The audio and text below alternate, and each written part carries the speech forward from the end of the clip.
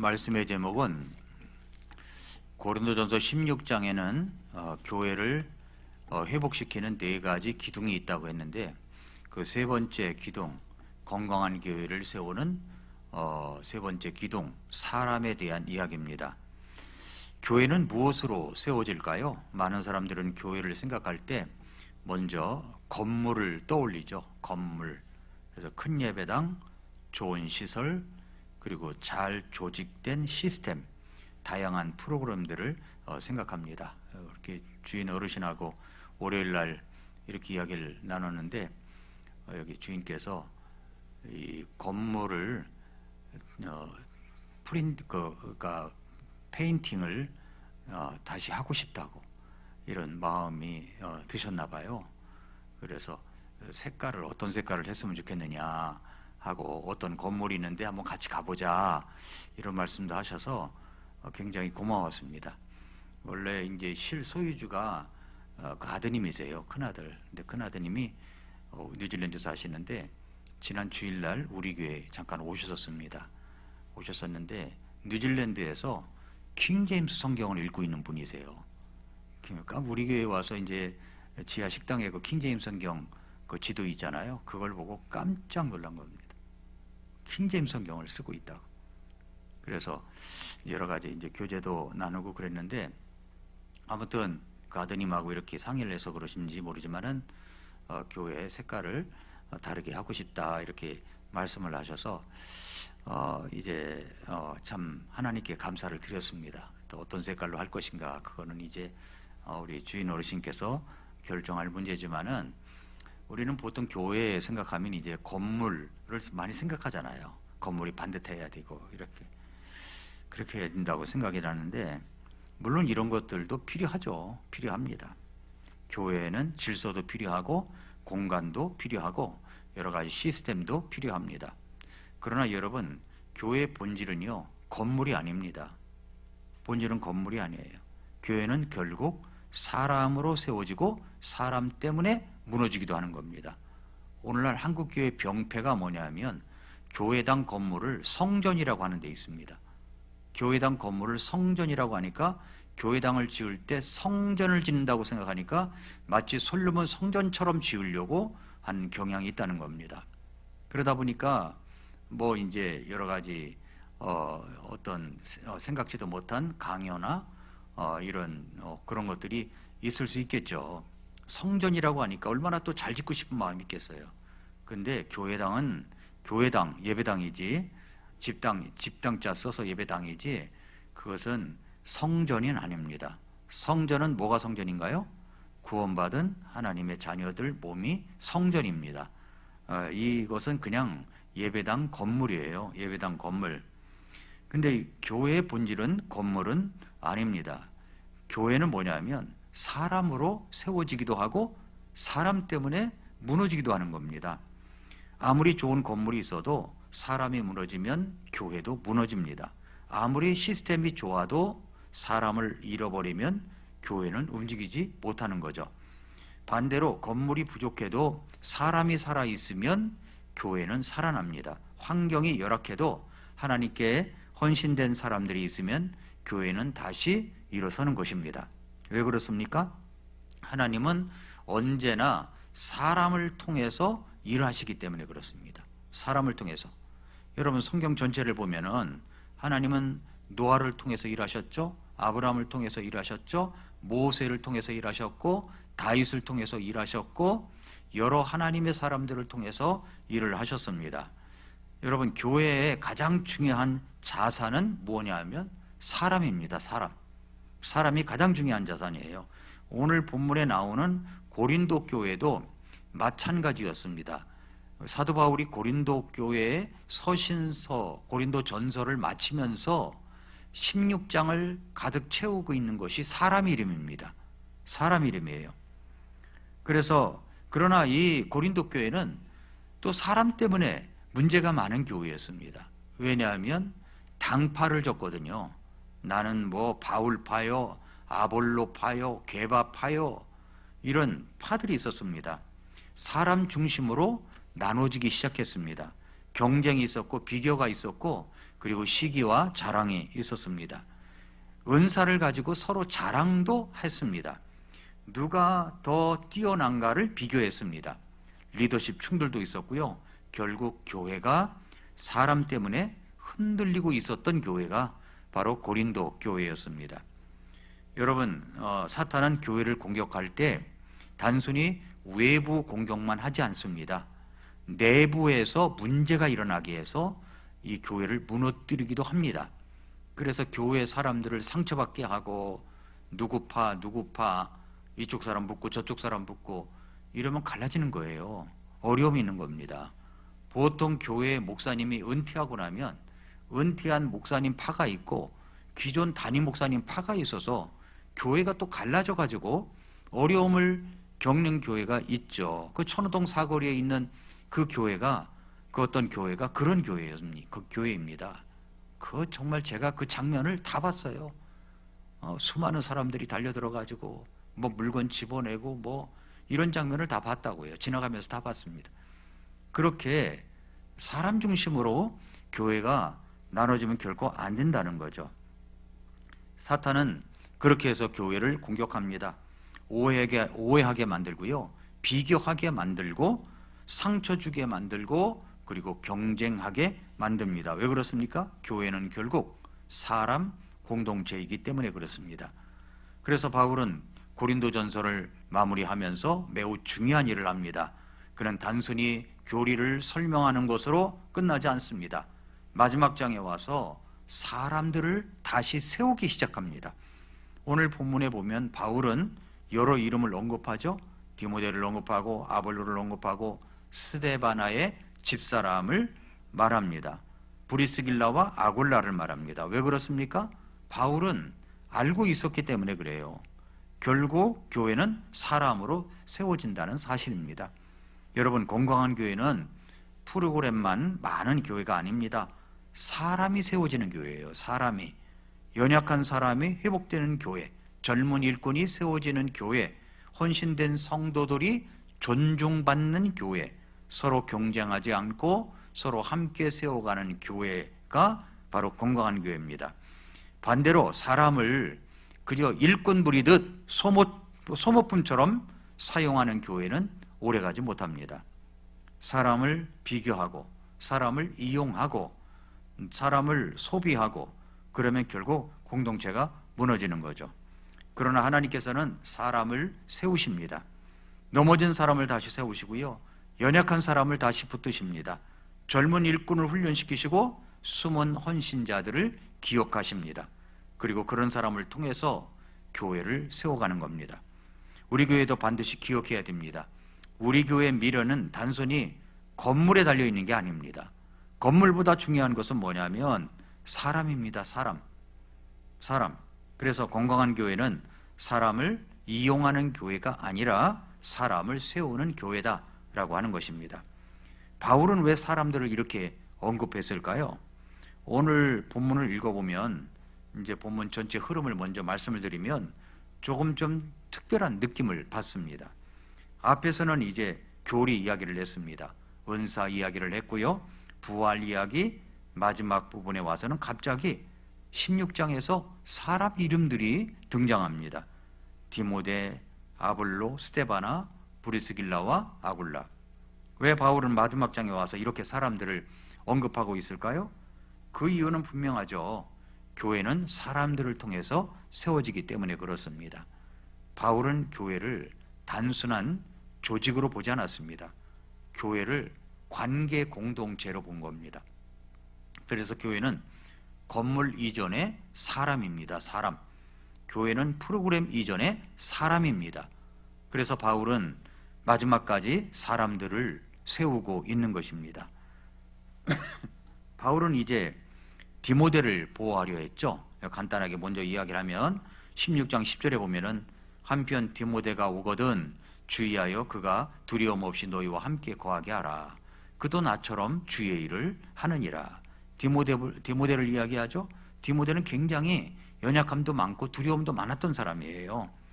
그래서 그러므로 아무도 그를 멸시하지 말고 그를 평안히 그를 안내하여 그가 내게로 오게 하라. 이런 이야기를 하고 있는 겁니다. 그리고 또 하나는 아볼로를 이야기합니다. 사도 바울은 아볼로파가 있을 정도로, 바울파, 아볼로파가 있을 정도로 아볼로를 무시할 수 있는 사람이 아니었습니다. 그런데 아볼로를 절대 경쟁자로 보지 않았어요. 그래서 12절에 보면은 우리 형제 아볼로에 관하여는 형제들과 함께 너희에게 갈 것을 내가 그에게 간절히 청하였지만 지금은 그가 갈 뜻이 전혀 없느니라. 그러나 그에게 적절한 때가 오면 그가 가리라. 아볼로는 매우 유명한 설교자였습니다. 말도 잘했어요. 성경 지식도 뛰어났습니다. 고린도 교회 안에서도 인기가 많았습니다. 어떤 사람들은 말하기를 나는 아볼로에게 속하였다. 난 아볼로 말씀이 좋아. 라고 말할 정도였습니다. 그런데 놀라운 것은 바울의 태도입니다. 바울은 아볼로를 질투하지 않았어요. 경쟁자로 보지 않았다는 겁니다. 오히려 형제라고 이야기합니다. 우리 형제 아볼로에 관하여는, 형제 아볼로에 관하여는 라고 얘기를 합니다. 그 다음에 바울은 또 15절에는 헌신된 성도들을 아주 귀하게 여겼습니다. 15절에 형제들아 스데바나의 집이 아가야의 첫 열매인 것과 그들이 성도들을 섬기는 일에 헌신해 온 것을 너희가 알므로라고 했습니다. 여기에 스데바나의 집을 이야기합니다. 자원에서 헌신한 가정이다라고 하는 것입니다. 그래서 이렇게 흐름을 정리하고 오늘 우리에게 주시는 메시지를 보겠습니다. 자, 첫 번째로 건강한 교회는 연약한 사람을 보호한다는 겁니다. 이게 첫 번째 이제 기둥이에요. 약함의 역설입니다. 약함의 역설. 10절에 그랬죠. 한편 디모데가 오거든 주의하여 그가 두려움 없이 너희와 함께 거하게 하라. 그도 나처럼 주의 일을 하느니라 라고 했습니다. 오늘 바울은 디모데라는 한 사람에 대해서 먼저 이야기를 합니다. 근데 이 말씀을 자세히 보면은 아주 놀라운 사실을 발견할 수 있는데 디모데를 잘 맞아들여라 라고 하는 것입니다. 너희와 함께 거하게 하라. 잘 맞아들이라는 말이죠. 네, 그가 두려움 없이 너희와 함께 거하게 하라. 두려움 없이 거하게 하라. 그러니까 디모데를 향해서 왜 이런 표현을 썼을까요? 디모데는 강한 사람이 아니었기 때문에 그렇습니다. 그는 참 연약한 사람이었어요. 연약한 사람. 그러나 디모데는 매우 인격적인 사람이었습니다. 그는 젊었습니다. 경험은 많지 않았습니다. 성격도 강한 스타일이 아니에요. 성경을 자세히 보면 디모데는 굉장히 소심한 면이 많았습니다. 그래서 디모데 후서에서 이렇게 이야기를 하지 않습니까? 하나님께서 우리에게 두려움의 영을 주지 아니하시고, 디모데 후서 1장에 그랬어요. 디모데에게 보내는 편지 속에서 그 이야기를 합니다. 디모데 안에 뭐가 있었냐면은 두려움이 많았어요. 소심하고 두려움이 많고, 또 5장 디모데전서 5장 23절에 보면은 더 이상 물만 마시지 말고 네 위장과 잦은 병을 위해 포도즙을 조금 쓰라. 디모데가 위장병으로 고생하고 있었다는 뜻이죠. 디모데는 참 건강도 안 좋은 사람이었습니다. 디모데는 강철 같은 사람이 아니었어요. 완벽한 사람도 아니었습니다. 흔들리지 않는 사람도 아니었어요. 때로는 눈물도 많았고 상처도 있었습니다. 두려워하기도 했습니다. 그런데 놀라운 것은 하나님께서 이런 사람도 사용하셨다는 것입니다. 사용하셨어요. 여러분, 우리는 종종 착각하죠. 하나님이 어떤 사람을 쓰시냐 하면 강한 사람만 사용하신다는 거예요. 담대한 사람만 쓰신다는 겁니다. 완벽한 사람만 사용한다. 그러나 성경은 정반대를 보여줍니다. 연약한 사람도 쓰십니다. 소심한 사람도 쓰셔요. 상처가 많은 사람도 쓰십니다. 병든 사람도 우리 주님께서 쓰십니다. 하나님은 약한 사람들을 통해서 역사하신다는 걸 알아야 됩니다. 성경을 보십시오. 모세가 처음에 하나님께서 부르셨을 때 뭐라고 말했습니까? 아, 그렇습니다. 나는 40년 동안 광야에서 목자 생활을 했기 때문에 이스라엘 백성들을 잘 인도할 수가 있습니다. 그렇게 말했나요? 아니에요. 나는 못한다고 그랬어요. 나는 말도 잘 못한다고 그랬어요. 그러니까 네 형 아론이 있지 않느냐 라고 하나님께서 계속해서 설득을 하셨습니다. 하나님께서 모세를 그렇게 해서 사용하셨죠. 기도원은 어떻습니까? 기도원 불렀을 때 하나님께 테스트를 2번이나 했잖아요. 소뭉치가 다른 데는 다 적게 하고 아침에 소뭉치만 마르게 하고 여기만 적게 하고 다른 데는 마르게 하고 이런 식으로다가 그렇게 이야기를 했습니다. 그러면서 나는 아주 참 작은 자라고 이야기를 했습니다. 하나님은 그를 통해서 미디안을 무너뜨리셨습니다. 예레미야는 어떻습니까? 뭐라고 얘기해요? 나는 아이라고 말했어요. 나는 아이라.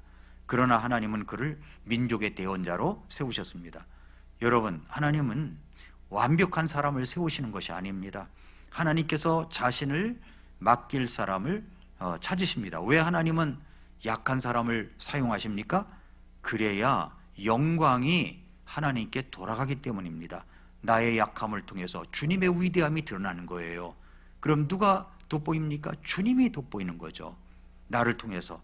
사람이 너무 강하면 자신을 의지하게 됩니다. 그래서 힘 빼라고 하잖아요. 물속에서요, 수영을 할 때 내가 너무 강해버리면 가라앉아 버려요. 내가 물에다가 나를 맡겨야지 물에 뜹니다. 약한 사람은 하나님을 붙들게 되어 있습니다. 살려달라고, 붙들어 달라고, 도와달라고 간구하죠. 그런 너무 강한 사람은 기도 안 합니다. 안 하고 살아요. 자기가 강하니까, 의지할 만하니까, 살만하니까 기도 안 하는 거예요. 그래서 하나님은 연약한 사람을 통해서 더 놀랍게 역사하시는 경우가 많습니다. 여러분 혹시 여러분 자신이 부족하다고 느낀 적 있으십니까? 나는 약한데, 부족한데, 나는 뭐 할 줄 모르는데, 그것이 하나님께서 사용하신다는 자격을 갖춘 사람입니다. 바울은 디모데를 보호하려고 했습니다. 그래서 바울은 고린도 교회에게 부탁을 하죠. 그러므로 아무도 그를 멸시하지 말고 그랬습니다. 왜 이런 말을 합니까? 고린도 교회는 정말 쉽지 않은 교회였어요. 교회도 말이죠, 정말 가서 사역하기 좋은 교회가 있고 쉽지 않은 교회가 있는 것 같아요. 비판도 많았고 자랑도 많았습니다. 교만도 많았습니다. 그런 교회 안에서 젊은 디모데가 위축될 수가 있었죠. 그래서 바울은 디모데를 보호합니다. 그를 함부로 대하지 말라. 그를 두려움이 없이 맞아들이라.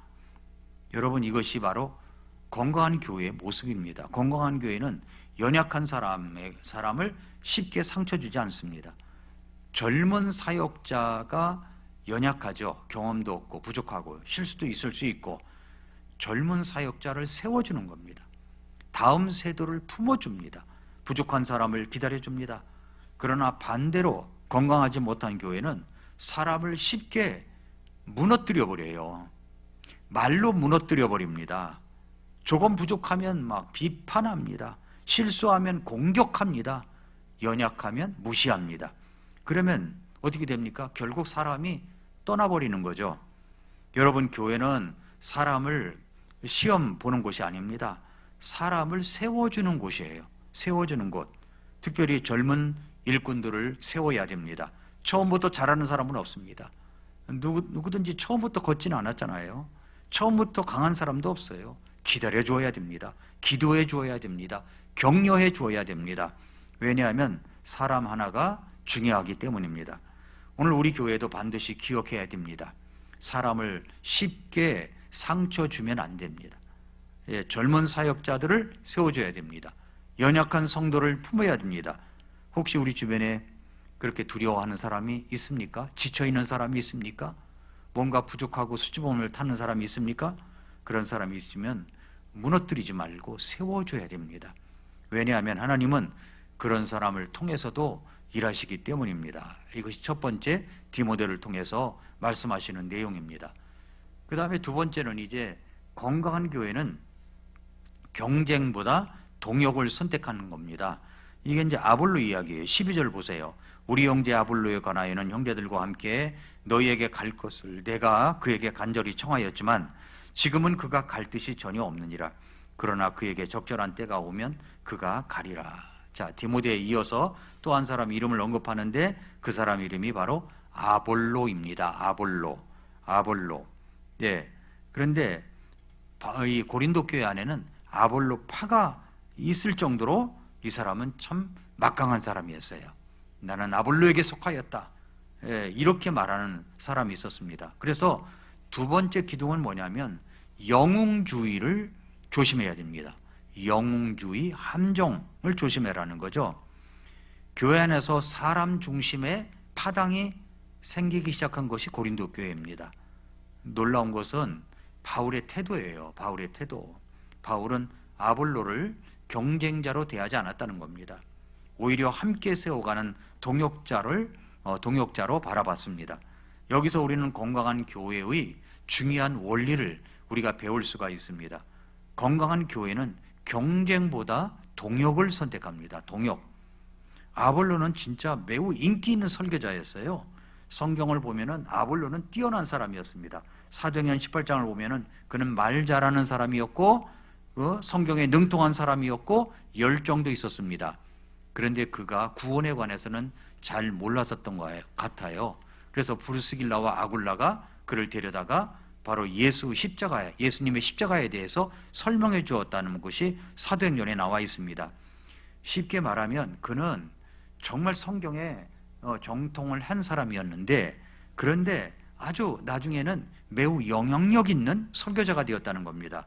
특별히 고린도 사람들은 뭘 좋아했느냐면은 웅변을 좋아했고 철학을 좋아했어요. 그래서 이야기할 때도 막 웅변력 있는, 그리고 철학이 섞여져 있는 이렇게 정통한 설교를 하면 굉장히 좋아했습니다. 아볼로는 말도 잘했고 지식도 있었고 설득력도 있었던 것 같아요. 많은 사람들이 그래서 아볼로를 좋아했습니다. 그래서 고린도 교회 안에는 나는 아볼로 편이야. 아볼로 설교가 참 좋아. 그래서 아볼로만 기다리고 그랬다는 거죠. 여러분, 문제는 사람이 아닙니다. 문제는 사람을 중심으로 교회가 나눠지기 시작한 거예요. 사람을 지나치게 높이기 시작하면 반드시 문제가 생깁니다. 왜냐하면 교회의 중심은 사람이 아니라 예수 그리스도이시기 때문에 그렇습니다.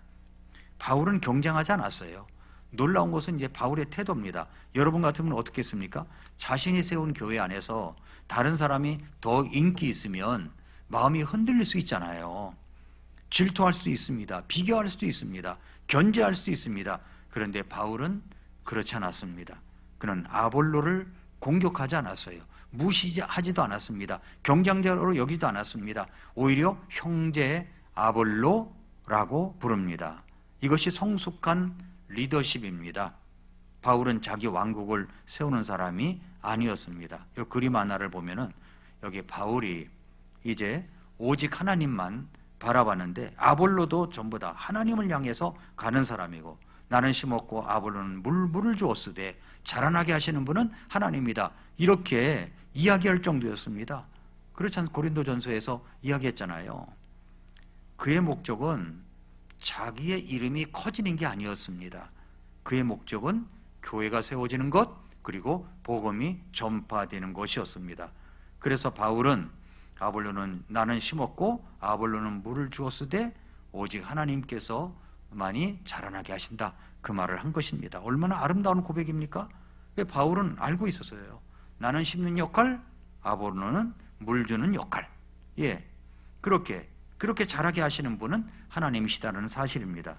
여러분, 건강한 교회는 자기 이름을 세우는 것이 아닙니다. 하나님 나라를 함께 세워가는 공동체입니다. 건강한 교회는 팀 사역을 합니다. 오늘날 교회가 조심해야 할 것 중에 하나가 뭐냐면 한 사람 영웅주의예요. 영웅주의. 모든 것이 한 사람 중심으로 돌아가기 시작하면 위험한 겁니다. 왜냐하면 교회는 원래 한 몸이기 때문에 그렇습니다. 그래서 기성교회 보면은 어떤 장로가 엄청난 헌금을 했다. 그럼 그 사람 말 한마디에 교회가 막 왔다 갔다 하는 거예요. 그러면 문제가 된다는 겁니다. 그렇게 엄청난 헌금을 하려고 할 것 같으면 그냥 무명으로 하는 게 좋아요. 아무도 모르게. 그래야만이 자신의 영향력이 교회 안에서 발휘되지 않고 하나님의 뜻 가운데 교회가 세워질 수가 있는 것입니다. 건강한 교회는 팀 사역을 하는 겁니다.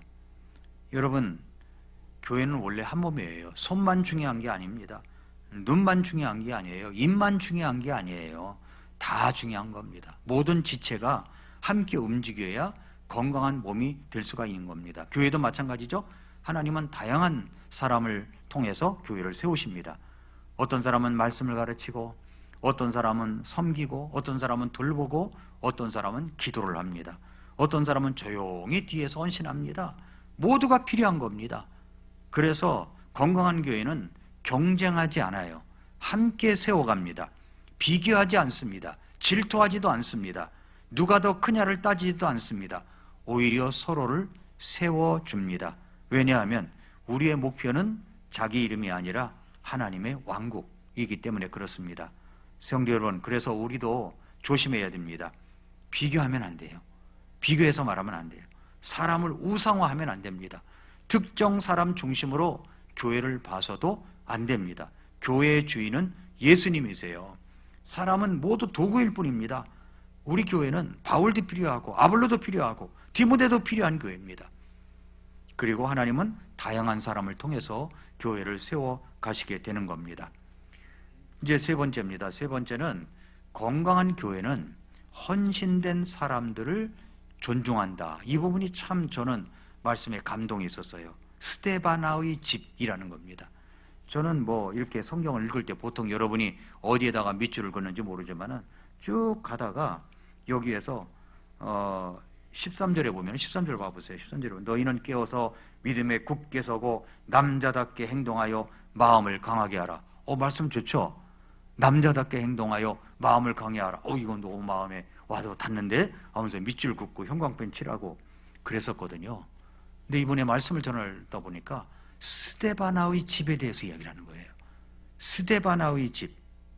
그래서 세 번째 기둥은 뭐냐면 움직이는 동력의 차이라고 했는데, 이것은 교회는 지시나 압박으로 움직이는 조직이 아니라는 겁니다.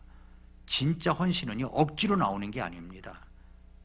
구원의 은혜를 깊이 경험한 자들의 자발적인 내어드림만이 교회를 살아 숨쉬게 하는 것입니다. 15절 16절에 그랬잖아요. 형제들아, 스데바나의 집이 아가야의 첫 열매인 것과 그들이 성도들을 섬기는 일에 헌신해 온 것을 너희가 알므로 내가 너희에게 간청하노니 너희는 그런 자들에게 복종하고 또 우리와 함께 도우며 수고하는 모든 사람에게 복종하라. 바울은 이제 한 가정을 또 소개합니다. 디모데 소개했죠?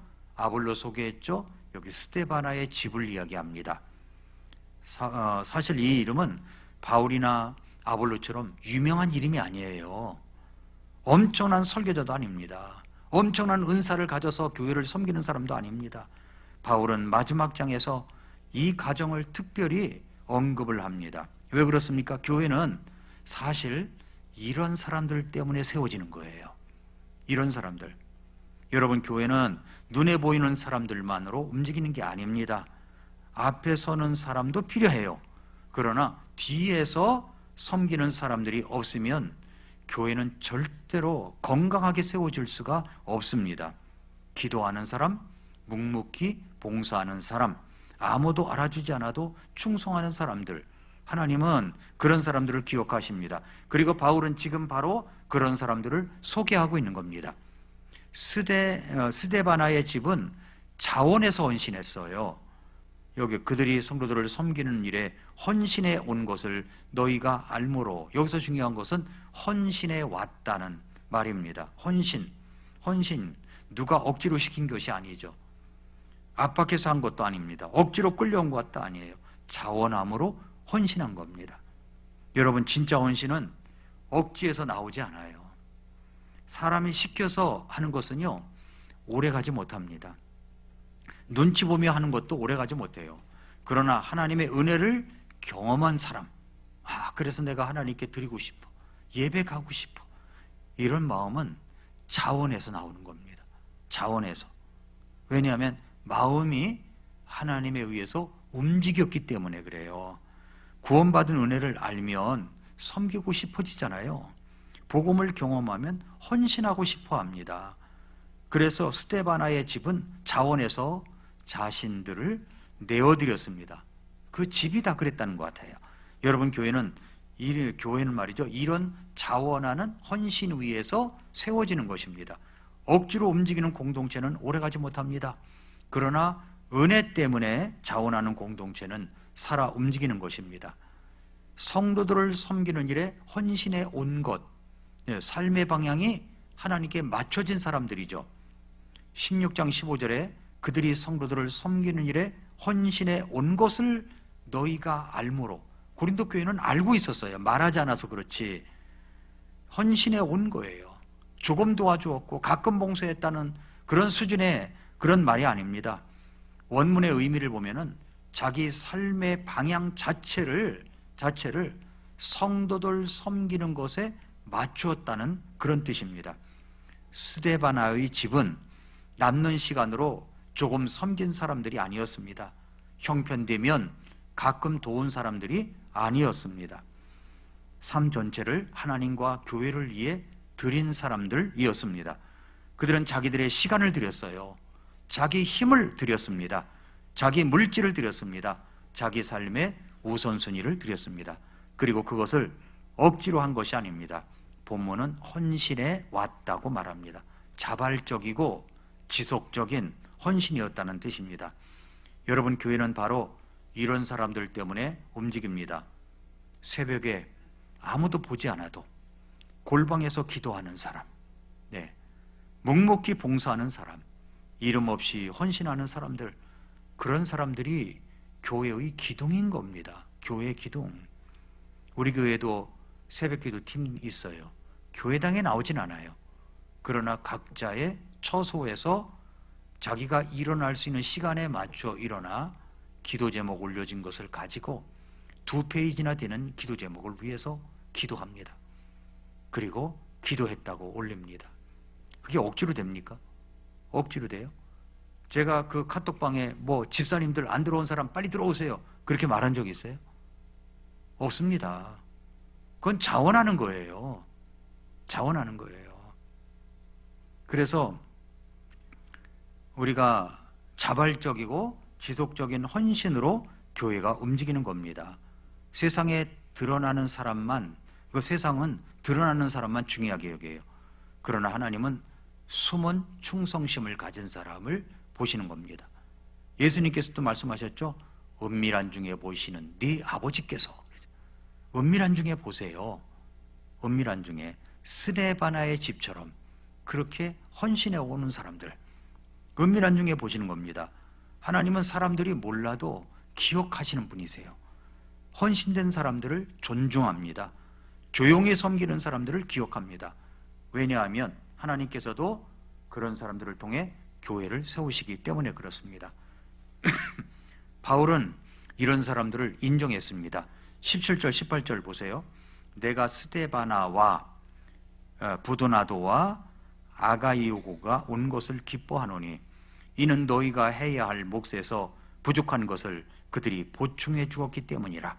그들이 내 영과 너희 영에 새 힘을 북돋아 주었으니 그러므로 너희는 그런 사람들을 인정하라. 16절에서는 그런 자들에게 복종하고 또 우리와 함께 도우며 수고하는 모든 사람에게 복종하라 라고 말하기까지 했습니다.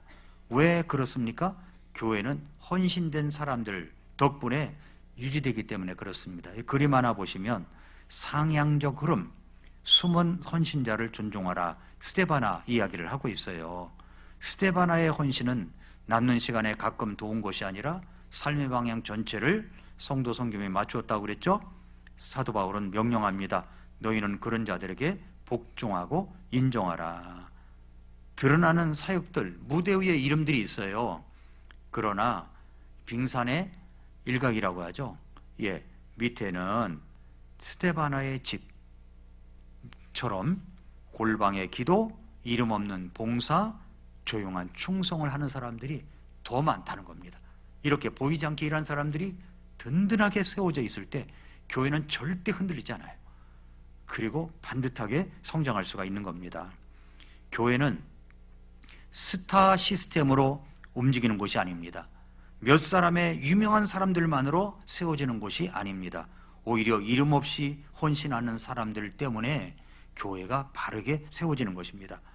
새벽마다 침상에서 깨어 기도하는 사람, 묵묵히 또 봉사하는 사람, 보이지 않는 곳이지만은 충성하는 사람들, 그런 사람들이 사실 교회의 기둥입니다. 바울이 이제 그걸 알고 있었던 거예요. 그래서 그런 사람들을 존중하라고 얘기하는 거예요. 존중하라. 그래서 우리 교회가 성숙한 교회가 되려면 보이지 않는 곳에서 묵묵히 일하는 성도들을 존중할 줄 알아야 됩니다. 존중할 줄 알아야 돼요.